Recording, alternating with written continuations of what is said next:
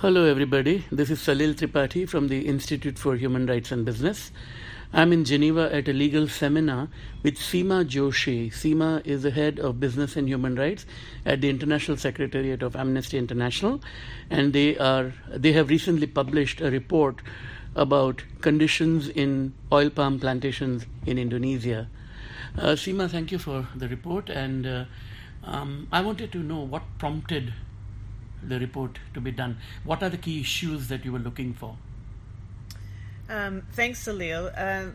What prompted the report was that we were aware that there are serious human rights abuses happening in supply chains more generally. We had last year done some extensive research into cobalt supply chains as well as other mineral supply chains in the past. So we were very curious to get a better understanding of exactly what types of abuses could be linked to palm oil supply chains in particular. And what were the key findings? The key findings are research is based off both desk-based research as well as field research. So we went and did investigations on 5 plantations which are operated by 2 are subsidiaries of the company Wilmar, and 3 by suppliers. This is based in Singapore, is that right? So the company Wilmar is based in Singapore, but the plantations are in Indonesia. So Indonesia is one of the world's largest places where palm oil plantations are actually located.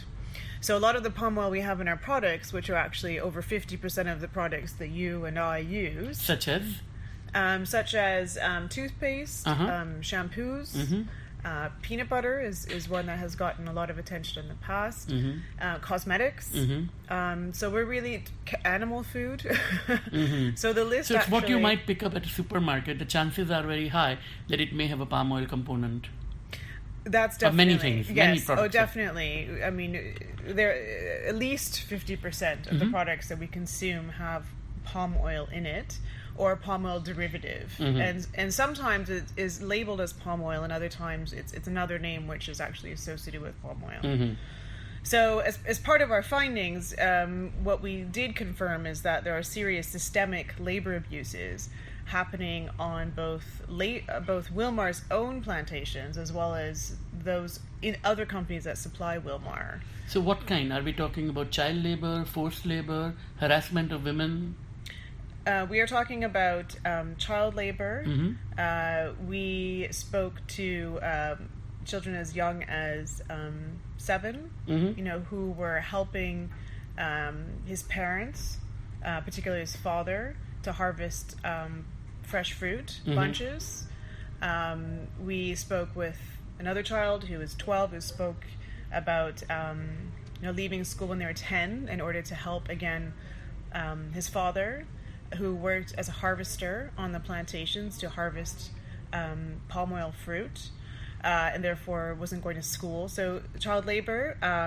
We also found instances where women on one of the suppliers, this is just one example, to Wilmar, they were basically carrying out work under the threat of non-payment if they didn't reach their target, their daily target of let's say if they were spraying pesticides, if they didn't reach that target, they were operating under the threat of penalties if their work was not done to the target level. So we found instances of forced labor, so that's just one example, but there are others.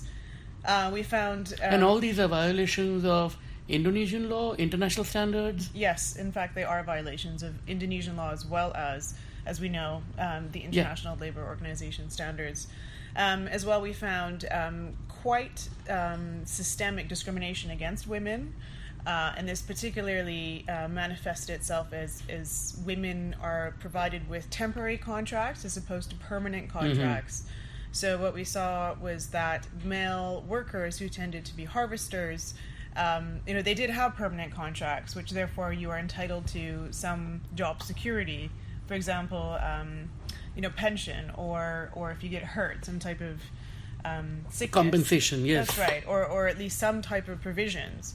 But as a temporary worker, women were therefore denied those extra benefits. And in one instance, we spoke to one woman who had worked for over 20 years doing maintenance jobs on the plantation and was still a temporary worker. Right. So in addition to that, what we were saying was that actually what we saw was that because targets in the way that pay or workers are actually paid, it actually encourages or forces workers to do strenuous work for many hours in order to get the appropriate pay. Right. And in order to meet targets. So there are circumstances that because of those conditions, they're actually bring in their wives and their children to actually meet their target. So this sounds very similar to me, honestly, to the problems I had seen in Liberia some years ago, where a similar plantation and the companies people were forced to bring their family in order to meet their quota. Exactly. So in these instances... And this was a rubber plantation, but this is the same principle. Yeah, exactly. So in some...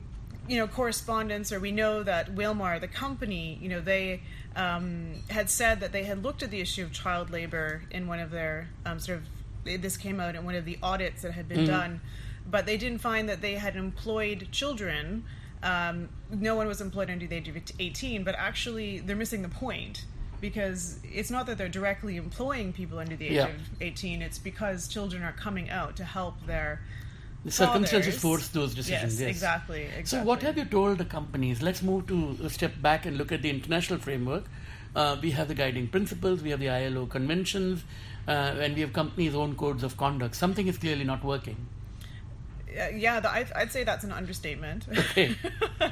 So tell me what's happening. Yeah, so Wilmar, in the palm oil industry, Wilmar, which is it trades, about 45% of the world's palm oil, and Wilmar itself is a member of the Roundtable on Sustainable Palm Oil, referred to as the RSPO. Which is a multi-stake, Yeah, so it's a multi-stakeholder mechanism. It's essentially a certification mechanism.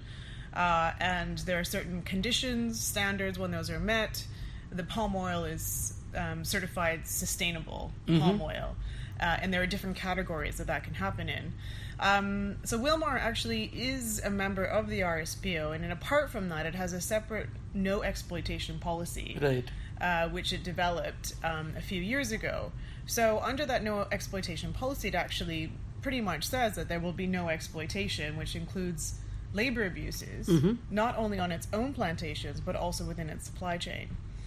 So, what we found is actually not only have they not fulfilled their own policy, but actually in Indonesia, they've breached Indonesian law, as we basically said earlier. So, when we step into international law, we know that currently under the business and human rights framework, companies have a responsibility to respect human rights. So it's clear, by the fact that, even on their own plantations, they're not meeting the labor requirements of Indonesian law. They've not only doing that, but they haven't even satisfied their own exploitation policy. They are failing to meet their responsibility to respect human rights. Right. And that also comes up, obviously, with respect to its suppliers. They are not doing the adequate due diligence, on their suppliers to ensure that these types of labor abuses, that the risks are adequately identified or the severe abuses addressed and remediated. So one final question, what do you want me to do as a consumer? So if I go to the supermarket tomorrow, what do you want me to do? Boycott products?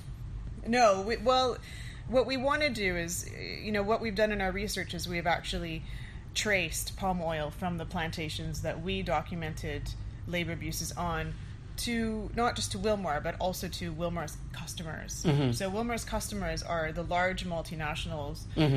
Some of the largest multinationals that produce many of our goods. So these include Nestle, Procter & Gamble, Reckitt, Kellogg's, Colgate, so just to name a few.